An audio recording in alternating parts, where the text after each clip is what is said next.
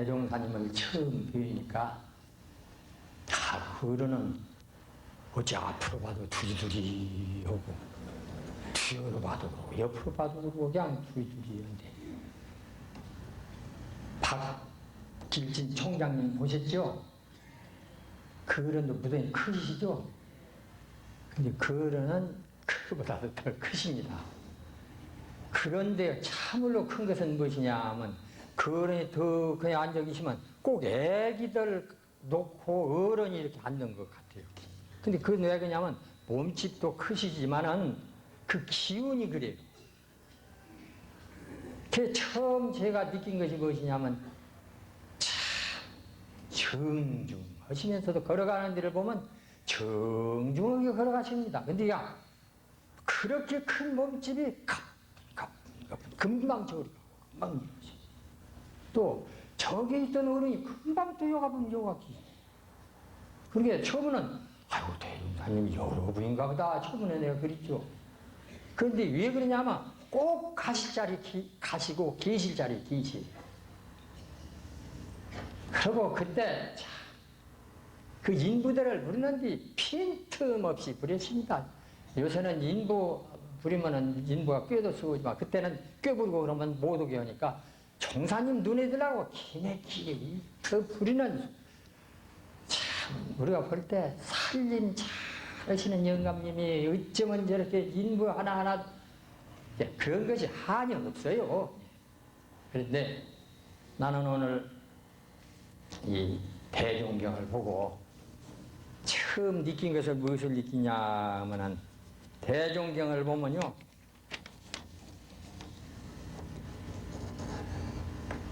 교전, 불교 교전은 누가 만들었냐 하면 종사님께서 친제를 하셨어요. 그 호롱불 켜놓고 고무 닦기로 닦아가면서 그 연필로 다 해서 또막 연필 다 애껴가시면서 고안 작성해가지고 정전을 만들으십니다. 그러면 이 정전은 무슨 특징이냐면 여러 가지 특징이지만 그중 특징 하나가 친제했다는 특징입니다. 성자께서 친히 그것을 저술했다 하신 거예요. 그러면 다른 성경은 그러냐? 다른 성경은 그런 성경이 없어요. 불경은 제4지까지 후래 그 제자들이 다 만들었고 유교 서적도 그런 돌아가신 뒤 그런도 물론 조술요승이라고 그 기술한 거 있지만은 이 짜기는 그 후인들이 다 그 자살하든지 이렇게 후인들이 다 계십니다. 그리고 우리 불교 정전은 성자께서 친히 하신 경전이에요. 경전 가운데 특이한 첫째 조건이 성자께서 직접 친히 하셨는데 그럼 친히 한 것이 그렇게 장하시냐? 그 장은 이유 하나를 제가 여러분들이 논화를 보시면은 논화 참 좋으시죠? 논화 참 힘이 좋으십니다. 이런 글구가 있습니다. 구분연할 구자가 그 마국간 구자입니다. 마국간에 불이 났어요. 그게 구분연할 마국간에 불이 났거늘. 자, 공자께서 말씀하시기를 제와 상인호와 사람 다쳤냐? 그 말이죠. 상인호와 그 말은 사람 다쳤냐? 그 말이요. 마국간에 불이 났다고 그러니까. 그리고 불문마하시다. 말은 묻지 않았다. 그 말을 약 200여 년 전, 근 300년 된가 300년 넘는가 내가 그 학자 그걸 잊어버렸습니다. 그걸 보시고 하는 말이 뭐라고 하니 이거 잘못되었다. 성인이라는 선 화피초목 늙은만병인데 그런 자비와 어진 마음은 사람에게만 미치는 것이 아니라 민물, 지어, 초목, 금속 다 미치는 것이 성자의 법이요. 그러니 상인호 부화하시고 같은 말입니다. 사람 다쳤느냐 하는 것과 사람 다치지나 안 했느냐 그 안이부자를 우로 하면은 사람 다치지나 안 했느냐 그 말이에요. 그 말을 밑으로 넣으면은 아이고 사람 다쳤냐? 이게 같은 말이죠 지금. 하시고 문마하시다. 그 다음에 말을 물었다 해야 성자의 신법이지.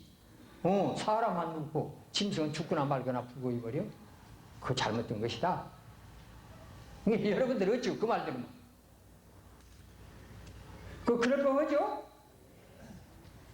그러니까 그걸 반대하는 제자들이 나서서 뭐라고 하는 거니? 너 이놈, 그런 생각을 가지면 네가 사문난적이여.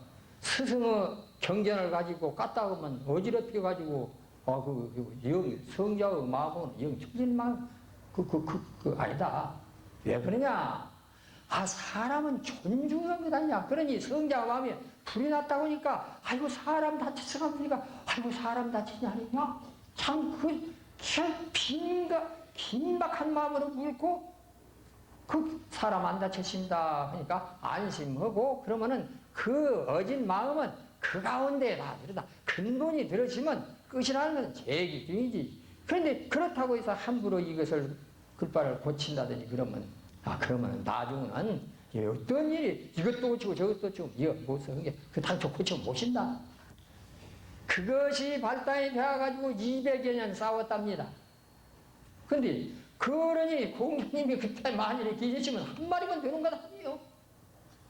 근데 그러듯이 우리가 교전한 근데 요새 잘못하면 그 톤은 이렇게 고치면 지고 산문자는 이렇게 고치면 지겠다고 그런 사람들도 있어요. 근데 절대로 그러니 하신 어른이라 하나도 더 할 수도 없고 참 간곡하십니다. 그러면 그러한 어른의 대종쟁이거든요. 이제 그 어른 가신 뒤에 지방 여기 범산 계십니다만 범산 많이 초안하고 이제 수의단에 다 결제받고 다 해서 계십니다. 그 영향을 받아서 여러분들 대종경을 보세요. 다른 경전하고 틀린 것이 무엇이냐? 다른 경전을 보면요, 성자들을 존중히 하기 위해서, 인격을 존중시 하기 위해서 많이 장음설이 많이 개개됩니다. 이제 보면 알아요. 이제 우리는 함부로 할 일은 아니에요. 우리는 정경이라고 너무 이제 그런 것을 보고 보세요. 장음설이 많습니다. 다른 경전이. 또 신통설이 많아요. 또 교양이 많습니다. 참 요새로 말하자면은 죽은 사람이 살아나는 이치라든지 뭔 병을 놔준다든지 이런 것은 그건 정경이 못해. 근데 우리 교전이나 대종경은 교전이 그런 성경이 나와가지고 헌지라 대종경을 보면 하나 그런 것이 없습니다. 참 은혜시 어느 타임에 오히려 그것을 많이 밝히셨죠. 그러니까 더러 이제 밝힌 점을 몇 가지만 좀 들겠어요. 조전건 선생님 혹 아시는 어른 계신가 모르십니다. 조전건 선생님. 이제 예를 하나 들어요, 지금. 하나만 말하면 그 속을 다 들었어요. 조전건 선생님이 한참 선을 많이 하니까 환히 드러나는 이 비치는 때가 있더랍니다. 이게 재미가 져서 그걸 늘 선을 해요, 지금. 그러다가 뭔 일이 있었냐 하면은 종로교당에 왔었어요. 이게 종로교당에 왔다가 이제 차 시간이 되니까 미리 가자 해갖고 일행이 이제 종로교당에서 나왔더랍니다. 나와서 이렇게 보니까 그때 가문이 누군가 모르겠어요. 가문 양반이 무엇을 챙겨가지고 오느라고 늦었어요. 그러니까 이제 기다리면서 이제 중간만큼 와가지고 이제 종로 큰 거기까지 나왔는 것 같아. 아이고 저 버스 오는가? 저 버스 오는가? 그 정의정서 있다더가. 저 버스 오는가? 애를 달랬는데 전권 선생님이 가만히 보니까 아직 거기서 나오지도 않았더래. 거기서 뭔 일을 보더래. 그것이 비쳐. 그러니까 참 속으로 어찌 저렇게 오지도 않는 사람을 저렇게 제야단들이고 근데 나중에 차에 오는 것이 환히 보이더래요. 그러니까 하도 재미가지고 내가 공부를 잘했구나 하니까 이제 조용한 틈을 타서 종사님한테 갔더랍니다. 가서 종사님 제가 요새 선을 하는데요 많이 뺏기는 데가 없어요. 그러니까 칭찬을 잘 하시더래요. 그러냐 진짜 잘한다. 그런데요 그러기만 하는 것이 아니라 어쩐 때는 비치는데요. 가장 먼 뒷사람이 무엇 하는 것도 환히 비치고 그러면서 이제 그 종로교당 얘기를 했더래요. 그저 그만 말하더라도 종로에서 제가 이러고 이러는데 이러고 이러요. 응? 너 큰일 났다. 내가 너 도인 만들라고 그랬는데 너 깠다 하면 삿된 사람 돼가지고 깠다 점쟁이 되겠다. 그 꾸중을 하면서 그러면 지가 어떻게 하니까 그런 것이 나타나면은 평범하게 묵과 해거라. 그런 것이 있구나. 그리고 관심을 갖지 마라. 그런데 만일에 거기에 관심을 가지고 너 그러면은 깠다 하면은 너 점쟁이 되거나 깠다 하면 이제 모실 것으로 이 사등 내가 너 도인 만들라고 데려왔는데 이거 큰일 났다. 예. 연간 목탁 속에 연간 연불이 다 들었어요. 얼른 댕기랍니다. 종사님께서 무엇을 보면 모르시겠어요? 아는 면 하나 또 소개하죠. 한 번은 저희들이 그 공회당 선방에 손을 나고 있는데 어떤 낱모린 손님이 하나 오셨어요. 오셨는데 우리는 몰랐죠. 어떤 분인지도 모르고 이제. 근데 이 교감실, 뒷방 교감실에서 있다가 종사님 들어가니까 그 조실을 따라 들어가요. 우리는 그런 적만 알았고. 근데 내용을 알아보니까 이게 그 뭐라고 하는 거니? 제가 생활의 본궁치 안에서 말년에 주류 강산하고 돌아다니는 사람입니다. 어느 종교 특별히 믿지도 않고. 그런데 이번에 신도안을 갔더니 불종불박이라고 하는 돌이 나왔습니다. 그래서 내가 불종불박을 보니까 앞으로 오는 세상은 불교가 종교 가운데 저 정도는 종교가 되고 그 종교의 부처님은 성이 박씨라는 말 아닙니까? 불종불박이에요. 그래서 내가 하도 참 신기하고 이런 어째서 이렇게 생기는 것인가 의심도 나고 그래서 종사님을 찾아왔습니다. 그 말씀 아닙니까? 그 종사님께서 그때에 의산 선생님을 불러가지고 바로 그러면 신도안 가봐라. 불종불백 있는가 가봐라. 그래서 우리는 그 의산 선생님 오시기를 굉장히 바라십니다. 근데 사진을 찍어왔어요. 근데 불종불박이라고 꼭 진흙 환자에다가 대꽃장이나 설꽃장이로 한 것 같이 되었어요. 정으로 판 것도 아니요. 불종불백이라고 딱. 총사님께서 그 사진을 딱 보시더니 참 그러는 무엇을 보면요. 사람을 보면 불을 일려면 한 생각 넘들 안 해요. 그렇게 풍만하신 어른이 목청도 쟁쟁하시고 컬컬하시면서 저 먼 데서 들어도 다 들립니다. 그런 말씀 우렁차니까. 이제 그런데 그래 무엇을 대하면 불을 일려 한 생각 넘들 안 해요. 이러고 보시대. 웃으시면서 그러시오. 무학스님 장난이다. 그러세요. 그 무학스님이 한 약 500여 년 전에 그 신도안 이성계 그런 따라서 오신 일이 있어요. 이게 그냥 그래 당장 그 무학스님 장난이다. 그러시면서 따라서 이 말씀을 하세요. 그 500여 년 전에 그 무학스님은 불종불박을 그렇게 썼는가 모르겠다만 무학스님 500년 전에도 그런 돌이 나왔느니라. 그것은 어디냐면 이제 무학스님이 한양터를 잡으려고 기공식을 했어요. 어디서 있냐면 왕신이 있어요. 근데 그 기공을 하는데 왕신이 신의를 더가라는 돌 글자가 나왔거든요. 그래서 신이 도와가지고 경복궁이 아마 거기서 한 신이 되는가 보죠. 그러면서 그 말씀을 하시오. 그때 그건 도선국사의 장난이니라. 그런 일로 유시해서 그거를 아시는 것. 세상 정산종사가 화해에 계실 줄을 어떻게 알겠어요? 이거 참 이런 것은 이거 모르시고 그러시겠어요? 그러고 어떻게 이 어른이 위대한 것을 우리는 알 수 있냐? 나는 그럽니다. 세상은 팔산 그 어른이 12년 수생입니다.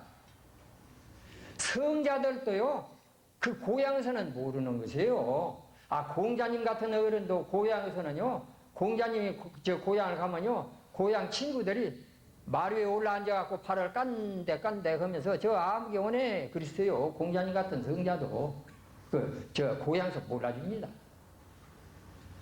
아, 그뿐이겠어요. 강진산 같은 어른도 고향을 안 갔어요. 그놈들 벌 받는다고. 어른을 몰라고 벌 받는다고. 그런데 12년 수상이요, 유식한 어른이요. 그때 팔상 그 어른이 참 아주 참 품위로 멋스러거나 속정하신 분입니다. 내가 몇 시까지 해줘?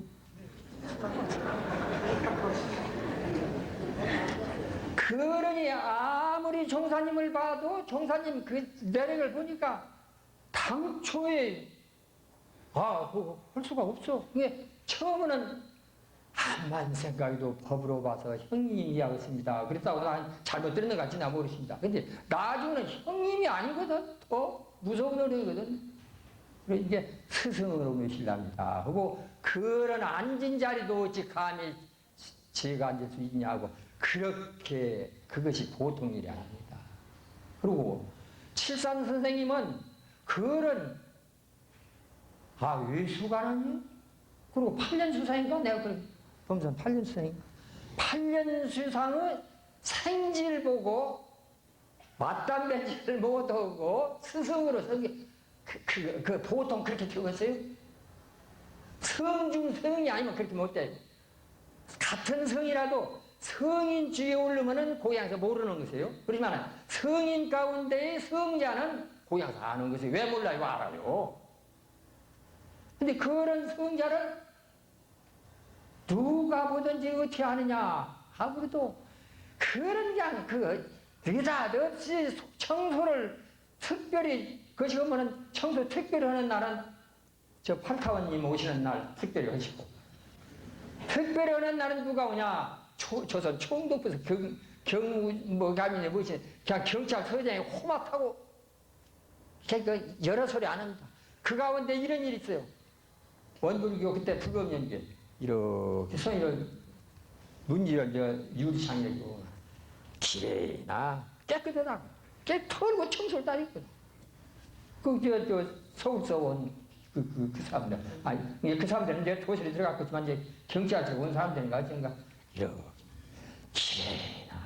기레나 그게 뭔 청소 종사님께서 나서서 청소 가면 그러면 아이고 오늘은 손님 오시는가 보다. 그렇게 그런 어르신인데 불월일념이 어떤 것이 불월일념이냐 이런 데도 나타나더란 말이에요. 그때는 한문으로는 유산 선생님이시고 호산 선생님이시고 불경으로는 누구냐? 불경으로는 서대원 선생님이세요. 그러는 불경 아무리 어려운 불경도 갖다 대면 쭉쭉 다 해서 그저 그냥 어림의 박밀기로 그냥 쭉쭉 해서 갑니다. 근데 그때 이제 불경을 설명하는데 한 번은 밤에 이제 그 불경 설명하는데 불경이 이런 내용이 나와요. 아마 방등경일 겁니다. 뭔 내용이 나오냐면은 이게 설명을 하죠. 이제 서대원 선생님이 이제 글을 읽으면서 이제 설명을 하는데 뭔 내용이 나오냐 하면은 임과 품에 가서 이것이 나와요. 밥에 누가 있죠? 밥에 뉘. 밥에 뉘 아세요? 밥에 뉘 알죠? 밥에 뉘가 있으면은 그 뉘를 까먹으면은 그 뉘를 까먹은 과보로 죽어서 새가 됐다. 왜 새가 되냐? 까먹었으니까. 그 다음은 그러면 그 뉘를 까먹으면 새가 되니까 그러면 새가 안 되기 위해서 그냥 그놈은 통으로 먹어버린다. 그냥 꼭꼭 깨밀어서. 그러면은 그 과보로 말이 된다. 말은 그냥 먹어도 돼요. 그 과보로 말이 된다. 그러면 이거 새가 되기도 싫고 말이 되기도 싫고 그러니까 그러면 그냥 뉘는 그냥 안 먹고 내버려버립니다. 그러면 농부가 그 정성스럽게 만든 쌀을 함부로 버렸으니까 빈천도를 받는다. 그런 데는 있어요. 그러니까 그걸 읽지 지금 서대원 선생님 그걸 읽어요. 지금 이렇게 하면 이런 과보를 받고 이렇게 하면 이런 과보를 받고 쭉 이러니까 야야 가만. 그러면 너희들 어쩌면 좋냐? 이 법문을 어떻게 설명을 해야 좋겠냐? 그걸 물으시오. 우리들 보고. 우리들 알 수가 있어야지. 그러니까 게임합니다. 그러니까 총사님이 볼 때는 깎아머시지. 저 멍청이들을 먹고 앉으신 게. 그러시오. 한말로. 그 다른 법문 아니다. 뉘 없이 방에 잘 찌어서 밥이 먹으라는 법문이다.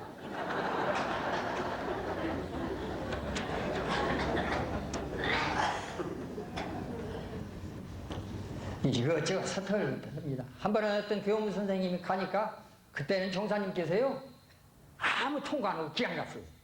그리고 강호 선생님, 강원 선생님, 형호 선생님 이제 이런 이제 제자들 데리고 그냥 유달없이 가요. 가니까 교무가 낮잠 자고 있거든. 그러니까 이제 그냥 혼을 내시고는 뭐라고 하시는 거니 저렇게 게을러 갖고 그러니 청소를 20의 일을 청소를 합니다.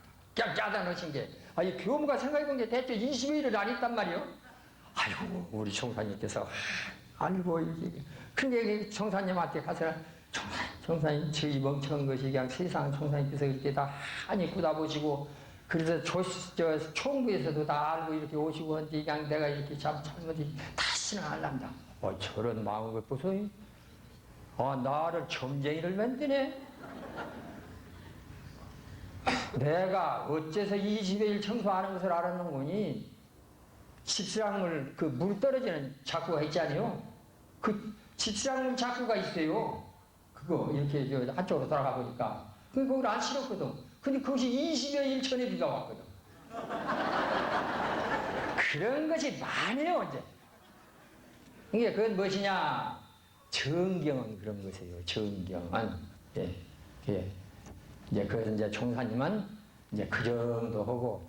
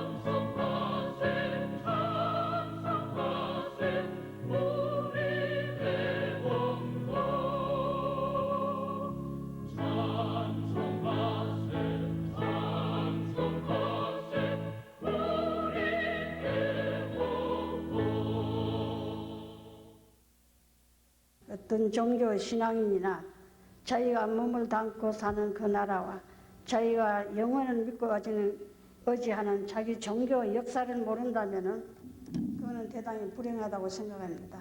종교인으로서 국민으로서 마땅히 갖춰야 할 자격은 꼭 이것을 분명히 그 나라 역사, 그 나라 발전 과정을 꼭 알아야만 된다고 생각합니다.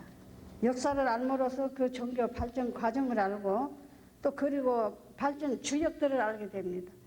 또 발전 주역들을 알게 됨으로써 미래의 그 국민으로서 또 종교인으로서 자기 할 일과 나아갈 방향을 알게 된다고 생각합니다. 뿐만 아니고 더 소중한 선진들에게 많은 교훈을 받들게 되기 때문이라고 생각합니다.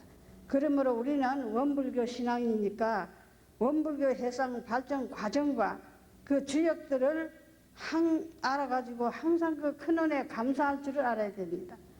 그리고 그분들의 물려주신 소중한 교훈을 받들어서 실천하는 것이 보훈하는 길이요 자신이 구원받는 길이라고 생각합니다. 그러면 우리 대종사님께서 우리 선지님들께서는 우리들에게 물려주신 소중한 교훈이 뭐겠어요?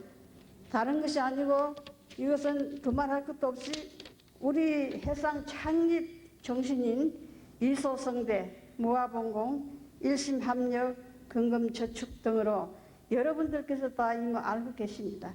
그러므로 대종사님의 제자요 원불교 신앙이라면은 이 창립 정신이 우리들의 기본 정신이 되어야 돼요. 또 그럴 뿐만 아니라 이 정신을 바탕해가지고 원불교 공부를 해나가는데 세 가지 필요 요건이 있잖아요. 신신, 공신, 공부심 이것이 투철해야만 된다고 생각합니다. 우리 선지님들께서는 이 정신이 너무 투철하시기 때문에 법인성사의 법계 인정을 받으셨습니다.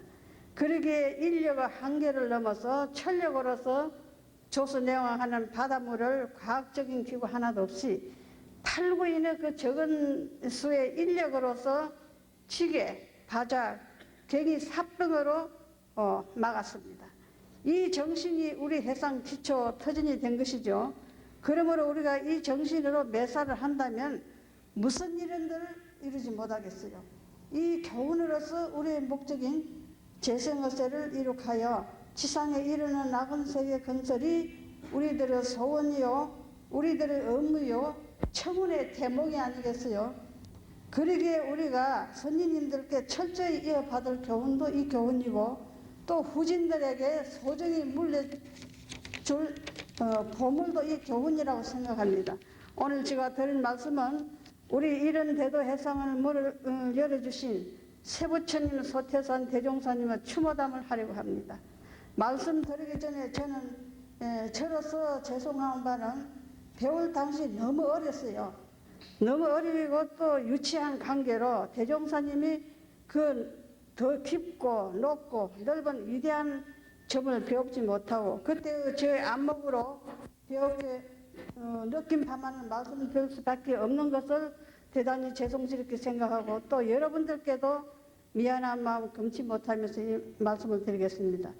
저의 이 해상과 대종사님과 선진들을 만날 기원을 말씀드리겠습니다. 도인 한 분을 칭견을 하려면은 산을 넘고 물을 건너 온갖 고역을 다 겪은 뒤에야 이루어진다는 것을 알고 있는데 저는 경상도 교화장 문열이 부산 하단교당 지금 현재 당립교당 전신이죠. 이곳이 제 고향이요 제 집 근처였어요.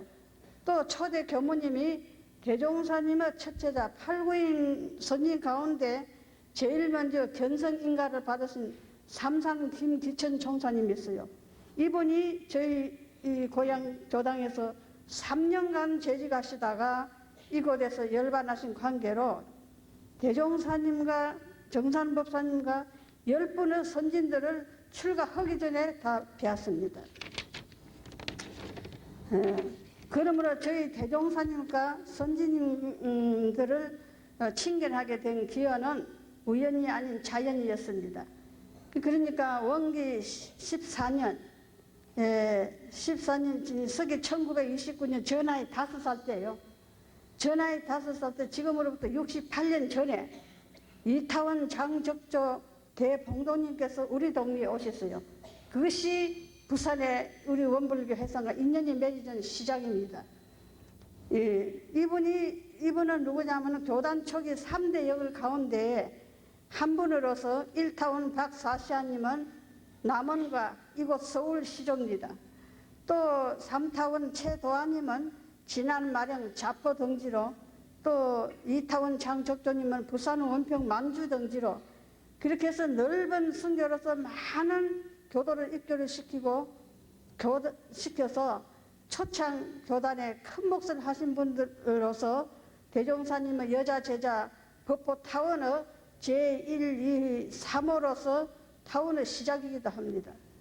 그래서 경상도의 부산의 첫 교단과 첫 간판을 말씀드리자면은 이타원님이 오신 2년 후에 원기 16년 서기 1931년도입니다. 제 나이 7살 때예요. 7살 때 우리 집에서 두 집 건너 아래채가 딸린 초가사관집에 불법 영구에 하당 출창터라는 것이 간판이 붙었어요.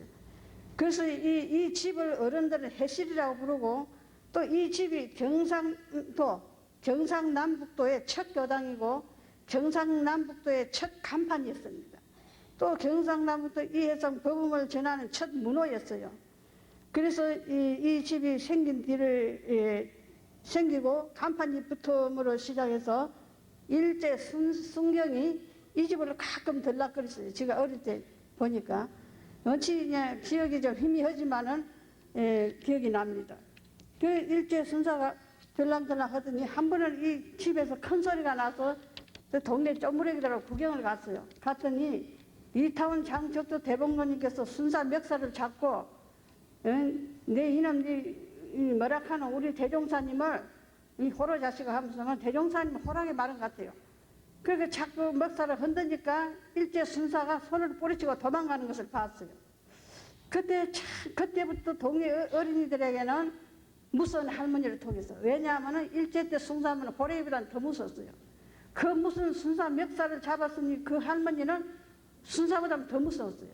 그러면 이타원 우리 할머님은 신심이 너무 충천하셔가지고 누가 대종사님에 대한 말씀이나 우리 해상에 대한 말을 나쁘게 하면은 생사를 걸고 대항을 합니다.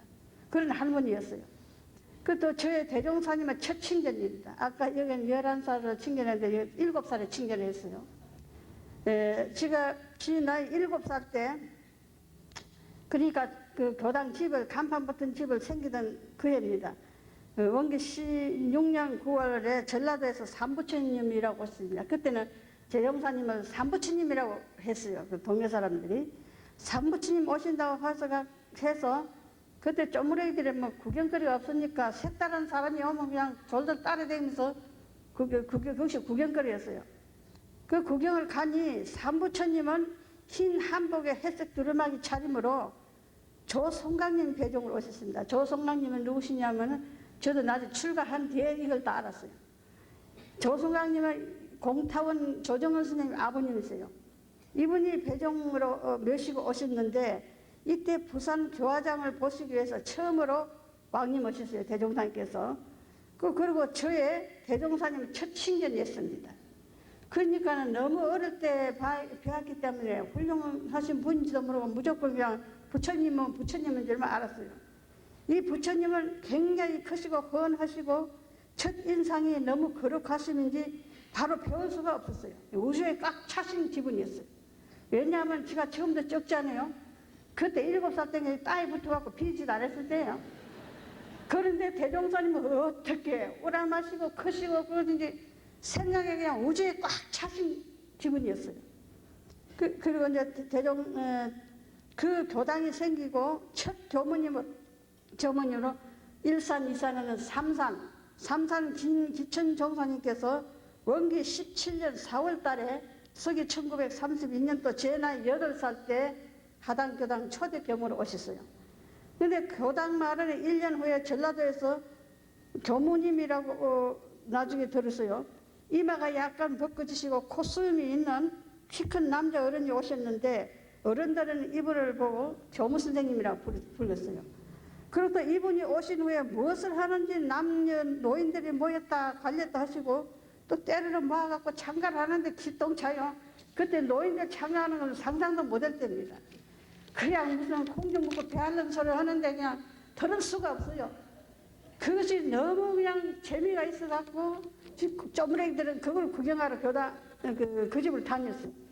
그 집에 그 노인들 참가 소리 들으러 다닌 것이 지가 이해상 첫 발을 디딘 지연이 된 것입니다.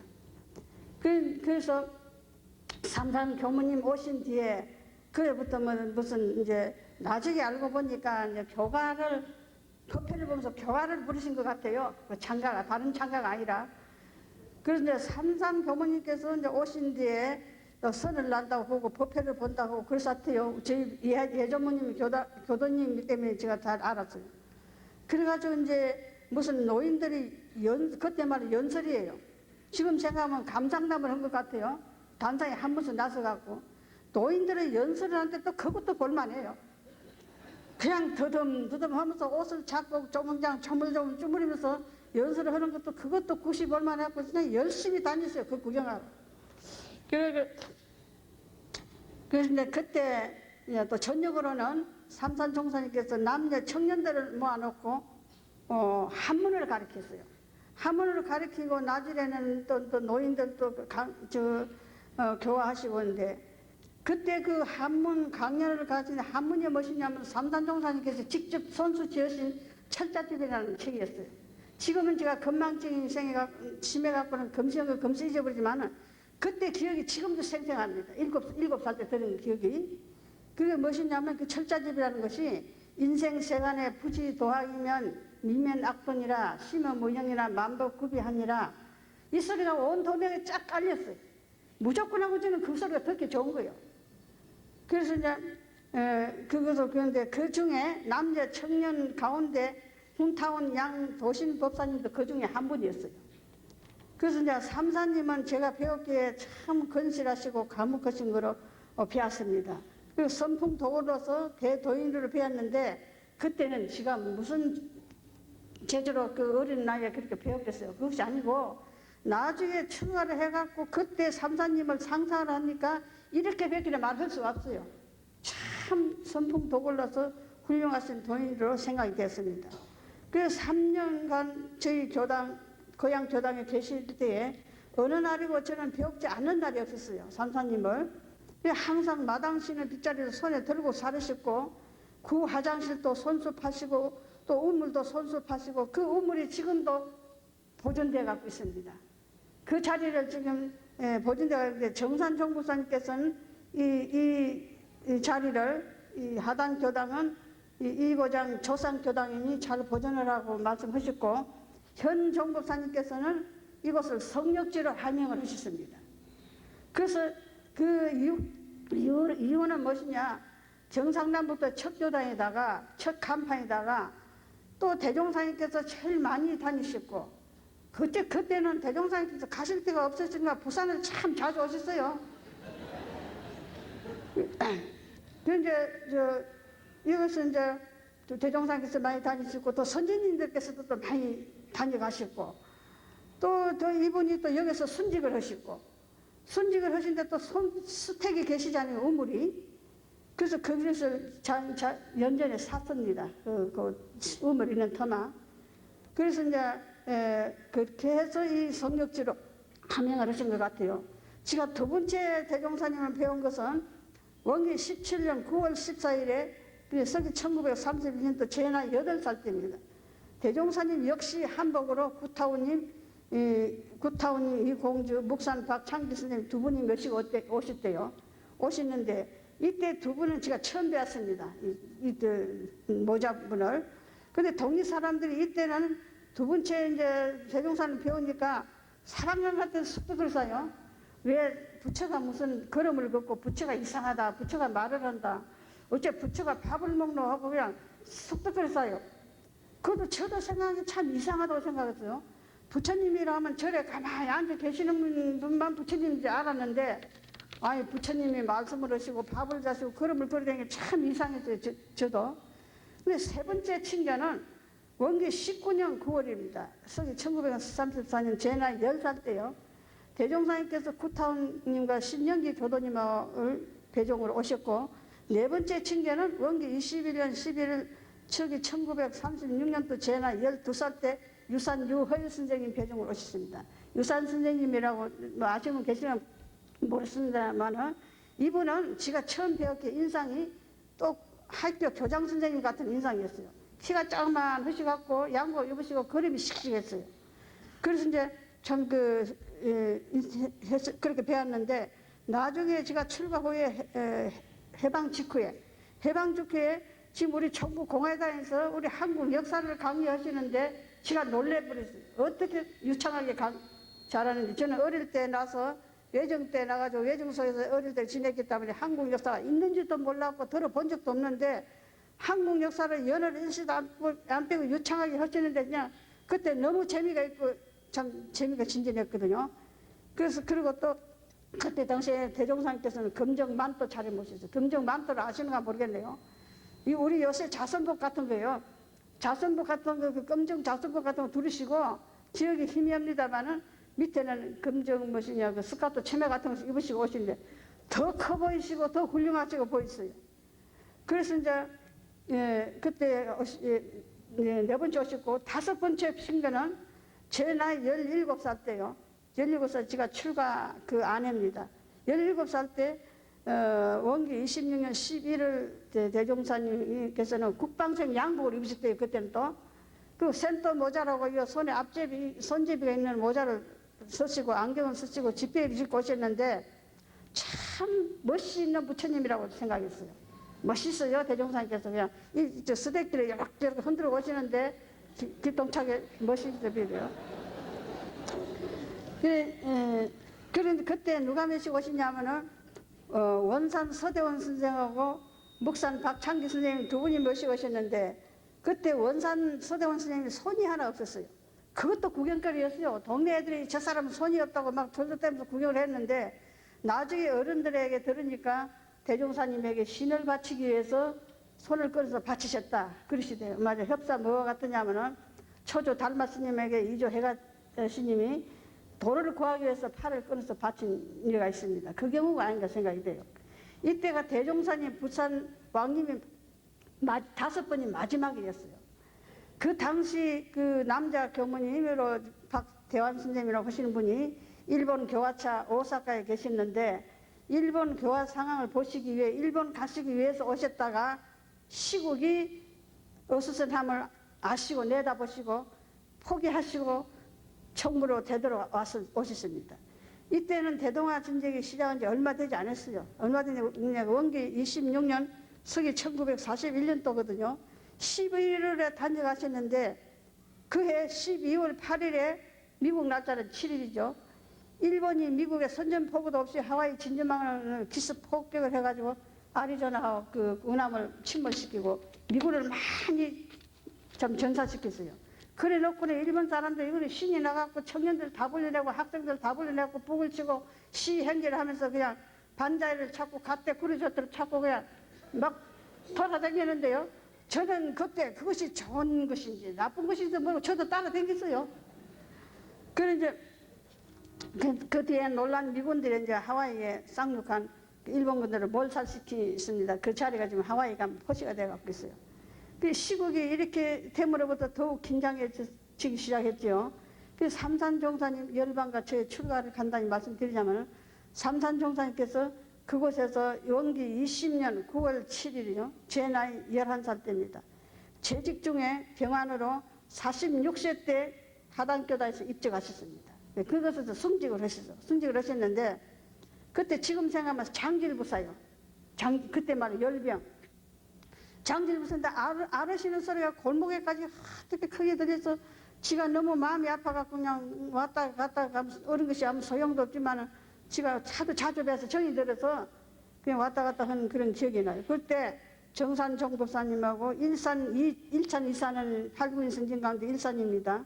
일산 이재철 선진님하고 청구에서 오셔가지고 삼산 교문이 시신을 청구로 운구해 갔었습니다. 저는 참 그때 슬펐어요. 뭐가 뭔지도 모르지만은. 그 교도이신 예조모님을 심부름으로 많이 교당에 다녔기 때문에 삼산종사님께서 저 머리를 많이 시담해 주셨어요. 저 머리도 잘 보세요. 우리 삼산종사님 시담해 주신 머리예요. 이쁘진 않지만 주시면서 참 네 심부름 잘한다고 이쁘게 주셨습니다. 이때 나는 정산종부사님과 일산 선지님을 처음 배웠어요. 처음 배웠고 이제 삼산종사님 열반 하신 이제 2년 후에 이대 교무님으로 형타한 오정태 선생님께서 오셨는데 이 양반이 오심으로부터 저를 이제 꼬시기 시작했어요. 전무치신하라고. 자꾸 이제 권유하기 시작했어요. 근데 이제 대종사 하시더니 그에 이제 그때 일본 가시려고 오신 그 해입니다. 그때 오신 그때 교무님께서 불러서 제가 교당하러 가니까 마당에서 교도님들하고 이 얘기를 하시면서 웃어서 하시면서 얘기를 하셔야 돼요. 그런데 이제 교무님께서 저를 소개를 합니다. 대종사님에게. 얘가 전무치진 하려고 합니다 하니 대종사님께서 요렇게 우아를 훑어보시더니 전라도 말로 너 몇 살이냐? 그래서 지가 이제 부끄러워서 큰 기억이 들어가는 소리로 뭐라고 대답해서 하니까 너다들 너꽃 지새끼만한 것이 전부치시 무엇인 줄 알고 하려고 하냐 그러세요. 저는 성이 서갑니다. 서하지만 지서자는 아니에요. 그런데 그냥 어릴 때부터 쪼무레기들이 지새끼라고 놀려서도 골뱅이 들었는데 아이 대종사님께서 그냥 지새끼 그래서 그냥 부끄러워서 그냥 아닌 게 아니라 지구력이라도 있으면 들어갈 심정이었어요. 너무너무 부끄러웠어요. 그 첫 성음이 지금도 기전에 쟁쟁합니다. 이 말씀을 받들어서 저는 원기 27년 음력 3월 23일에 서기 1942년도죠.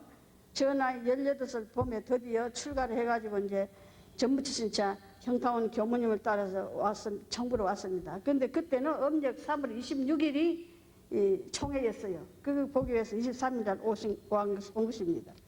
대종사님 멸방과 제 출가 생활을 말씀드리자면 대종사님께서 원기 27년 3월 총회를 보시고 조실서 부르시어 갔더니 그렇게도 어렵기만 하시던 대종사님께서 따뜻하시고 부드러운 음성으로 나는 너를 총부에서 살게 하고 싶지만 시대가 전시라 어려움만 가니 공부도 할 수도 없고 청년 남녀들을 총부에 많이 데리고 있을 수가 없구나. 그러니 고양이 같은 도신이 따라가 있다가 시국이 안정이 되면 너를 부를 테니 내가 부르더라까지 남은가 있거라 그랬습니다.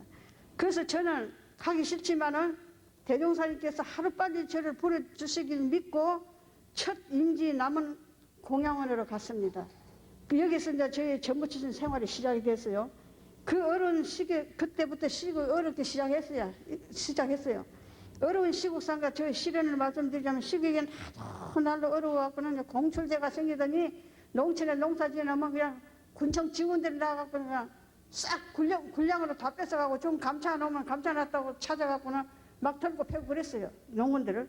또 좀 있으니까 이제 식량 배급제가 생기더니 시골에는 소나무가 썩은 것이 없어요. 세안없고 손길을 뱉기 먹고 쑥은 뿌리채로 캐먹어갖고 덜에 쑥을 구경할 데가 없었어요. 배급이라고 주는 것은 쌀에기하고 콩깨먹이에요. 콩깨먹이 무엇인지 압니까?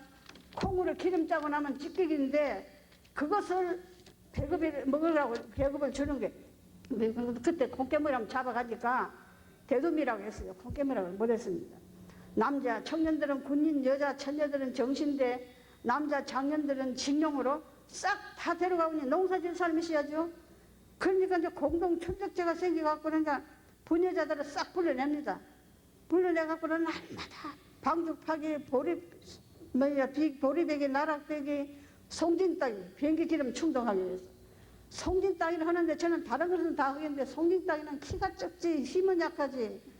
아 송진이 가지를 치고 요만치 나무 붙은 거 같아 송이 얼어붙어 얼개갖고 너무너무 단단해요. 그런데 탁 낫으로 치면은 떨어지지 않아. 송이는 안 떨어지고 낫에 쏙 빠져가고 집 발등으로 떨어져갖고 발등 지금도 집 발등에 그 허물이 있어요. 그래서 참 이렇게 하더니 좀 있으니까 분여자도 훈련제가 생겨서 분여자는 세상에 시골 사람들 걸음도 빨리 안 걷던 사람들 전부 훈련을 시킵니다. 다급하면 전지에 나가려고 그러는지 모르지요. 그리고 이제 교당에 들어오면 집에 들어오면은 밥에 먹을라 청소할라 또 교당 밭농사 지을라 죽게 하면 살기였어요. 죽게 하면 살기를 살았는데 그때는 아무리 어려도 아무리 어쩐 일이 들어온 전부치시라도 아침 좌선 2시간을 지켜야 됩니다. 2시간은 좌선을 하고 이제 앉았으면 영양이 실조지요. 그 한창 나이에 되지요. 그러니까 안 졸면 사람이 아니죠. 좌선이 뭔지도 모르고 졸기만 했으니까요. 그런데 이렇게 해서 이제 했더니 이제 한창 그렇게 해서 어려운 시련을 제가 다녔습니다. 그러니까 좀 있으니까 몸이 그냥 몽던디 갖고 그냥 불덩어리로 그냥 하더니 나중에 여기저기서 밥만 마시고 종기가 생기더니 고름이 되려고 아프기 시작하는데 도저히 견딜 수가 없어요. 그래서 집에 가려고 몇 번이나 보따리를 샀습니다. 몇 번이나 보따리를 샀는데 가만히 생각하니까 보따리 살 때마다 대종사님과 약속이 생각이 나는 거예요. 응? 대종사님 약속 때문에 보따리를 도로 끌고 못 가고 오늘까지 있어요. 그래서 참고 참으면서 자나깨나 오라는 날 소식만 기다렸죠. 기다리는데 지금 생각하면 구도자의 고행은 당연한 것인데 철이 없어갖고 못 견디고 못 참아갖고 집에 갈 생각을 했어요. 근데 원기 28년 6월 1일 이날이 무슨 날인지 다 아시죠? 밭에서 일을 하던 중 청구에서 대종사님 멸반이라는 부고가 나왔습니다. 이 실로 푸른 하늘의 날벼락이었죠. 청구로 가니 지금 구조실 영전 벼시는 그 자리 간속에 누워 계셨어요. 너무 어이갖고 온 세상이 텅 빈 것 같은 허탈감으로 얼마나 참 기가 막혀서 좀 깃드는지 이 철이 없어 교단 걱정은 하나 할 줄 모르고 이 내일을 어쨌거나 싶은 그 생각할 게 없어요. 그래갖고 아무리 좀 기가 막혀서 울고 울어도 좀 직성이 안 풀리는 거예요. 그런데 이게 이제는 모두 끝장이다. 이제 이것이 끝이다 싶으니까 이제 집으로 가냐 진짜로 가냐 안 가냐가 문제예요. 그래서 가만히 이제 생각을 했어요. 울면서 생각을 한 거예요. 내가 어떻게 해서 내가 집을 나왔는데 이대로 갈 수는 없다. 그러니까 그 생각을 하니까 더 눈이 캄캄한 거예요. 그래서 그냥 울다 울었는데 마음대로 울 수도 없는 일찍 순사들이 안팎으로 지키고 보고 있으니 울 수도 마음대로 울도 못하는 거예요. 또 그뿐만 아니라 장지에도 못 따라갔습니다. 여기 앉으신 분들은 따라갔을 거예요. 저는 장지에도 못 따라갔어요. 그 장지에도 못 따라 그때는 정부 출신이 수가 적었기 때문에 적은 일에서 큰 일까지 조실에서 다 살펴주시고 부처님의 큰 자비이기 이전에 어버이 사랑과 스승님 자애가 합한 것이었어요. 오라고 부르시는 날만 기다리고 참고 또 참아왔는데 나는 어쩌라고 한 말씀도 없이 가버리셨어요. 당시만. 그래서 이제 제가 이제 출가 후에 대종사님의 은혜를 느끼면서 어릴 때 소망이 무엇인지 알아요. 어릴 때 소망이 학교 선생이었어요. 어릴 때는 제일 높은 사람이 순사하고 학교 선생밖에는 몰랐으니까 그 학교 선생을 되려고 하는데 이제 대종사님께 지가 서원서를 바쳤죠. 이 세상에 전부 출신을 거서 서원서를 바치면서부터 목적이 달라졌어요. 이제 성불 재중으로 목적이 달라지고 이제 소망이 대망으로 변했습니다. 그래서 이제 이래 해가지고 제가 이때가 오늘날까지 있는데 저를 키워주시기는 정산 정부사님께서 키워주셨어요. 대이재 정부사님께서. 그 전에는 키우는 시간이 없었거든요. 그래서 철나라 죽을 날이 온다고 제가 이 나이를 먹고서야 감히 대종사님의 추무담을 이렇게나마 하게 되었습니다. 대종사님의 자비와 지혜는 천지를 감싸고도 남는다고 생각이 돼요. 대종사님께서 이런데도 해상문을 열어주셔 3세 일체 중생을 제도받게 해주시더니 그 자비 이덕이 우주에 꽉 찼으므로 어느 한 것을 들어서 이 점을 추모한다고 할 수가 없어요. 전부 다 은혜고 전부 다 위대하심이기 때문에 제가 어릴 때부터 출가 후에까지 대종사님을 여러 번 배웠으나 어린 탓도 있지만 그 견해가 유치해갖고 대종사님의 색신 그림자만 배웠을 뿐 참 법신을 배울 눈이 떠들 못했습니다. 그때는. 그래서 단지 저 개인의 어디까지 저 개인의 유치한 견해입니다.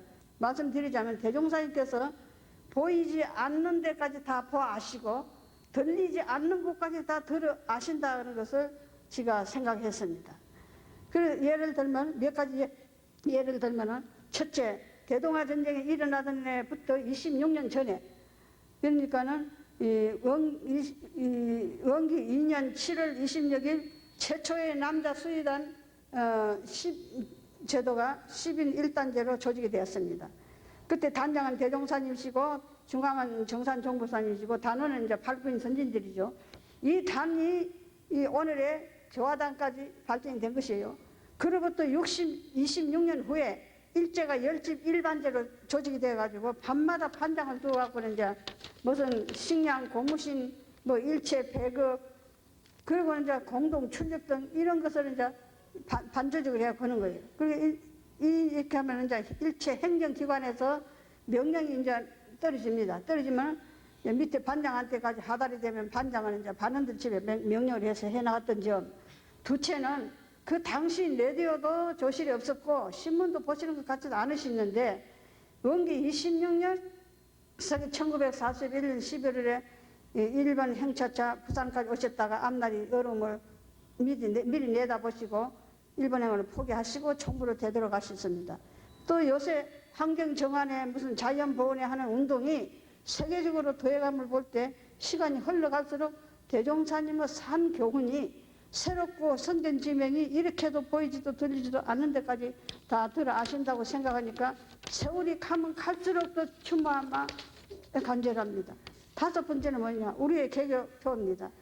지금부터 82년 전에 우리 대종사님의 개교 동기는 정신 문명이 쇠퇴해가는 반면 일방적으로 치닫는 물질 문명으로 인해 가지고 전 세계가 파랑고해로 변해감을 미리 아시고 정신개벽을 외쳤습니다.